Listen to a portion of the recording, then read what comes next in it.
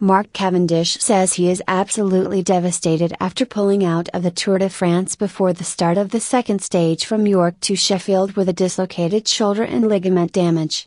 Cavendish, who suffered the injury during a crash with Simon Gerrans in the final 250 meters of Saturday's first stage into Harrogate, said the team doctors had made the decision after the pain worsened overnight. "I was in pain last night.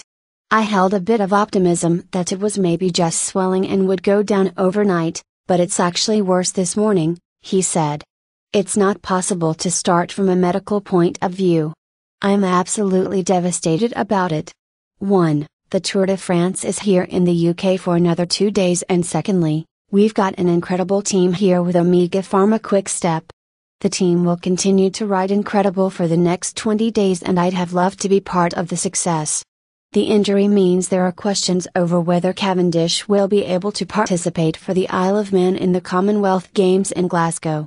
Cavendish had to be helped over the line several minutes after the German Marcel Kittel had won the sprint finish on Saturday. X-rays later revealed he had not broken any bones, and an MRI scan showed he had suffered a separated shoulder and ligament damage. He went down to the start line with his Omega Pharma-QuickStep team but pulled out before his teammates set out on the 201.5 km second stage. "We kind of knew last night," added Cavendish. "We knew straight away. I normally bounce back from some crashes quite well. I assessed my body yesterday, and for the first time in my career I knew something was wrong. I wanted to finish. The crowd that was out, I had to get my bike to the finish." Cavendish tried to put on a brave face on the decision to pull out, and pointed out that his situation could be worse. "I've got friends like Taylor Phinney who is out for the rest of the season," he said. "I've got friends who have come back from Afghanistan with the armed forces. You saw my Help for Heroes helmet on Saturday. My friend Josh is a double amputee on his legs and missing his right arm. He just sent me a message joking saying I've got a spare arm for you.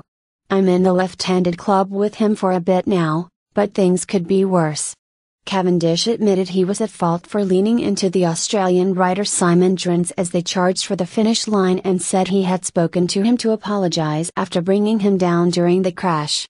"I spoke to Simon after the finish and I called him when I went back to the hotel. I tried to find a gap that wasn't there. I hope he's okay.